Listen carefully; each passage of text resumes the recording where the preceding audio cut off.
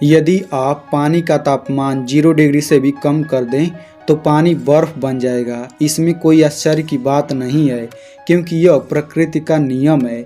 ठीक इसी प्रकार जब आप बुरे लोगों के साथ बुरे लोगों की संगति में रहते हैं तो आप भी बुरे बन जाते हैं। हो सकता है आपको इस पर यकीन न हो, लेकिन इनडायरेक्ट रूप से वो आपको प्रभावित करते ही हैं। जब आप महान वैज्ञानिक आइंस्टीन और माइकल फैराडे के जीवन से जुड़ी घटना के बारे में सुनेंगे तो आपको भी यकीन हो जाएगा। अल्बर्ट आइंस्टीन ने जब थियरी ऑफ रिलेटिविटी का आविष्कार किया था तब उनके रिसर्च पे लेक्चर देने के लिए वो अलग अलग यूनिवर्सिटी में जाते थे और उनके साथ उनका ड्राइवर भी जाता था।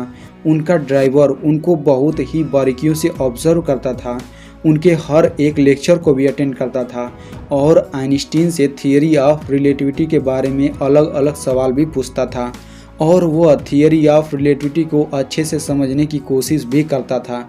एक दिन ड्राइवर से रहा नहीं गया और उसने अल्बर्ट आइंस्टीन से कहा, सर जो आप थियरी ऑफ रिलेटिविटी पे लेक्चर देते हो वो तो बहुत ही आसान है, इसे तो मैं भी बता सकता हूँ।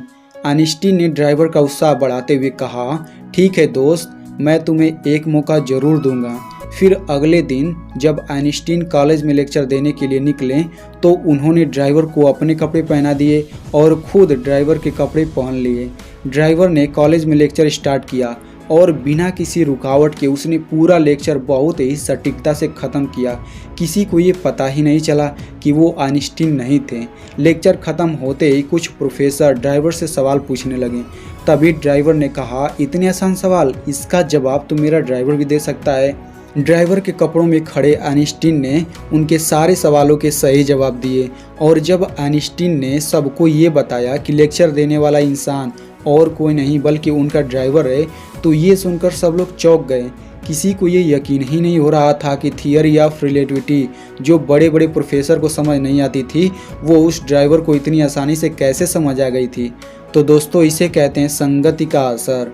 आइंस्टीन के साथ रहकर वो ड्राइवर बिना पढ़े ही इतना बुद्धिमान हो गया था। तो ये थी आइंस्टीन के जीवन की घटना। अब हम लोग महान वैज्ञानिक माइकल फैराडे के जीवन से जुड़ी घटना से भी सीखते हैं।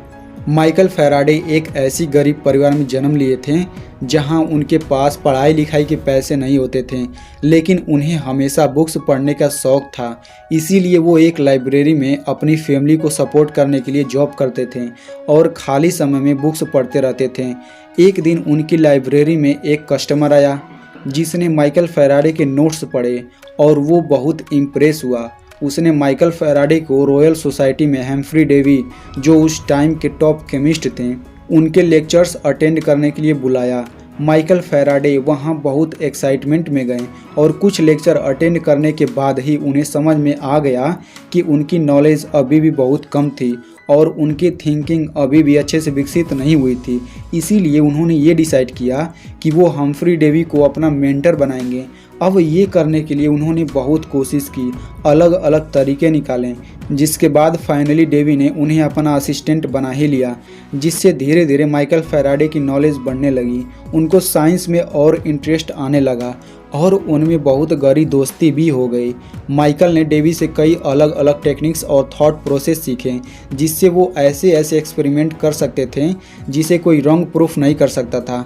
आगे जाके वही माइकल फैराडे ने इलेक्ट्रोमैग्नेटिक्स पर कई डिस्कवरी करी और कई नियम बनाए, जिसके लिए उन्हें आज भी साइंस के लगभग सारे स्टूडेंट जानते ही हैं।